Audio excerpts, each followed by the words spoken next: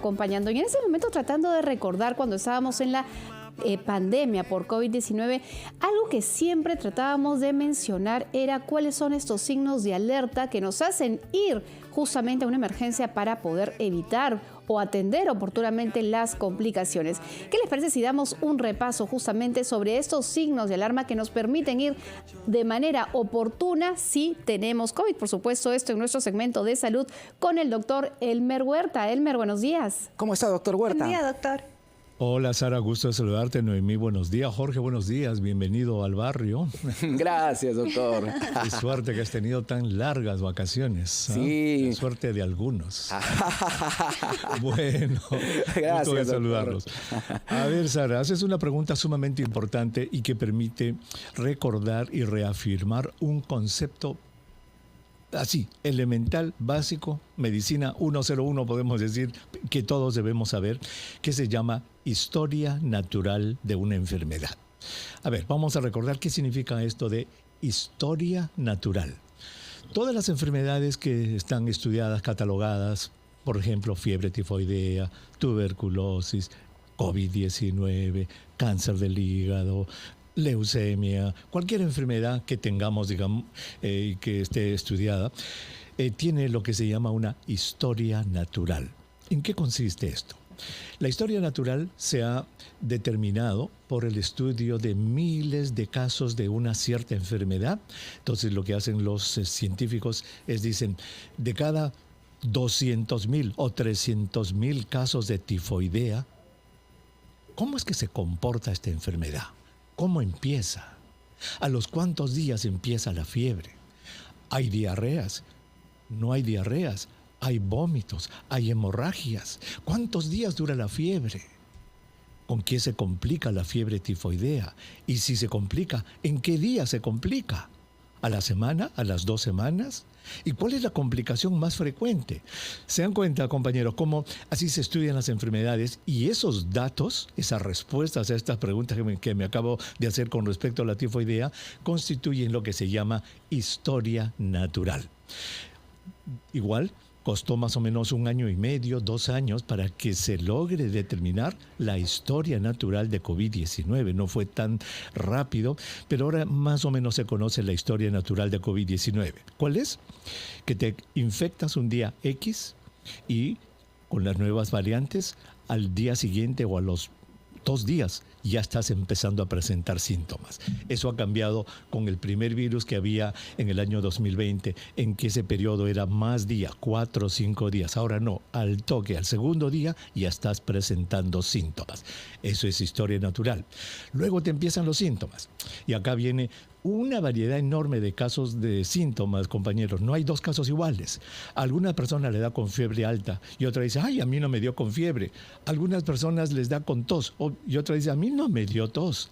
A una persona le da con dolor de garganta. Otras dicen, ay, a mí no me dio. Unas con diarrea y así. Entonces los síntomas son muy variados. Los más comunes, sin que signifique esto de que en todo se va a presentar, son dolor de cabeza, fiebre, cansancio intenso, malestar de cuerpo, dolor de garganta y un cuadro respiratorio alto como si fuera un resfrío, una gripe con estornudos y muchísima mucosidad. Eso es lo más común. ¿Cuánto tiempo dura esto? Eso dura, por lo general, de 5 a 7 días. O sea, compañeros, 5 a 7 días puedes estar enfermo, dependiendo de la intensidad de los síntomas, lo que te haya tocado, cómo ha reaccionado tu cuerpo. Algunos es más leve, otros más intensos, pero al 7º día ya debes estar bien. Y acá viene la respuesta a la pregunta. Durante esta historia natural, en la que al 7º día ya te sientes bien, al día 10, 11, 12, ya estás bien, te queda la tos, y eso sí se ha visto, la tos queda por un tiempo, las molestias respiratorias pueden quedar por 2 o 3 semanas, pero ya estás bien, saliste. Pero si en ese transcurso, o desde el comienzo, cuando empezaron los síntomas, tú empezaste a tener síntomas respiratorios muy intensos. La tos es muy intensa, tienes fatiga, vas al baño y como que te cansas, tienes trastornos en tu conciencia, como que te quedas dormido demasiado tiempo. Entonces, Eso se sale un poco de la historia natural y debe obligar a una consulta médica. Y ya hemos aprendido también, compañeros, que durante la pandemia, que todo hogar debe tener un pulso oxímetro. Te tomas tu pulso oxímetro y vas monitoreando, y eso no debe nunca bajar de 95. Si en algún momento eso baja, entonces ya hay problemas. Y ahora viene otra pregunta fundamental. ¿Debemos preocuparnos todos los infectados, todos los que nos infectamos con el virus y desarrollamos COVID-19, todos debemos preocuparnos? La respuesta es sí. Todos debemos preocuparnos porque nos podemos complicar. Pero acá viene lo importante. Las complicaciones son muchísimo más frecuentes en las personas mayores de 60 años, 65, 70, 80, 85, altísimo nivel de complicación, y en las personas que tienen comorbilidades, personas trasplantadas, personas con enfermedades respiratorias crónicas, digestivas crónicas, circulatorias crónicas, personas con insuficiencia renal.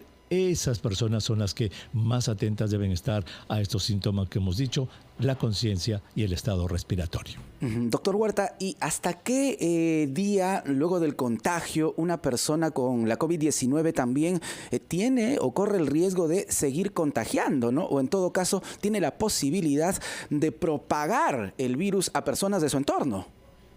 Es un promedio de 7 días, 5 a 7 días, y para ser más seguros, si usas tu mascarilla hasta los días 10. Pero a los 7 días ya debes estar libre de contagiar a otras personas. 7 días después de ¿qué? Del día que empezaste tus síntomas. O si no has tenido síntomas, del día que te hicieron la prueba y te salió positiva.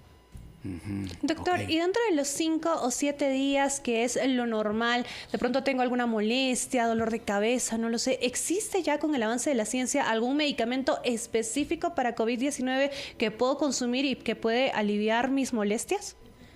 La respuesta es no, Noemí. Lamentablemente es no, como las 2 primeras letras de tu nombre. No, Noemí.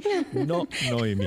No existe, lamentablemente, ¿verdad? Ya hemos pasado por esto, hemos pasado por la época del dióxido de cloro, hemos pasado por la época de la ivermectina, de la acitromicina, y hoy día reportamos en la mañana en Espacio Vital, en la edición de rotativa del aire, la primera edición, de que se ha estimado, compañeros, que en 6 países europeos en donde se ha hecho un estudio, 17,000 personas murieron por la hidroxicloroquina, que tanta gente en nuestro medio y en todo el mundo en realidad, más por razones políticas que por otra cosa, decía de que podía ser eso que tú dices, Noemí, un medicamento específico para COVID-19. No es así y ha causado más daño que beneficio.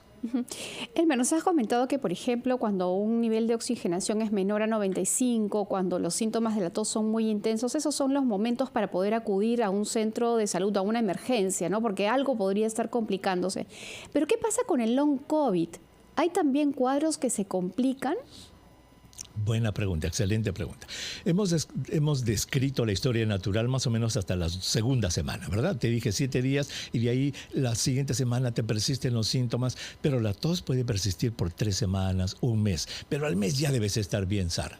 Si tú persistes con los síntomas, Sara, persistes, no es que te aparezcan nuevos, sino que persistes con el cansancio, el malestar, el dolor de cabeza, la tos, la falta de gusto, de olfato, porque eso puede ocurrir también, mucho menos que antes, pero ocurre. Después de 60 días, de 2 meses, ya entramos en el terreno de lo que se llama el COVID prolongado. No debe persistir el síntoma después de esa fecha, pero si es que lo hace, ya estamos entrando en el terreno del COVID prolongado. Y mañana vamos a reportar en Espacio Vital a las 7:20 de la mañana un estudio que acaba de salir hoy día, en el cual han logrado cuantificar el número de muertes que han ocurrido, por COVID prolongado en Estados Unidos. Terrible, realmente. Hay que estar Es una muy broma. alertas. Hay mucha gente, disculpa, Jorge. Sí. Hay mucha gente que dice, ay, que el COVID ya no es nada, que es un resfrío. No, no es broma. Puedes quedar con un COVID prolongado y allí vas a quedar completamente fastidiado.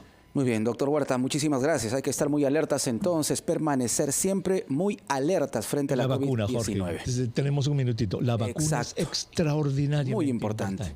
Y hay gente que está diciendo que la vacuna que tenemos ahora, la bivalente, no te protege contra nada. Que traigan la de Estados Unidos, que es así. No es así. Lamentablemente, incluso la que tenemos aquí en Estados Unidos, esta de última generación, protege contra una variante que se llama XBB, que ya desapareció de Estados Unidos desde el año pasado, porque ahora la predominante es la JN1.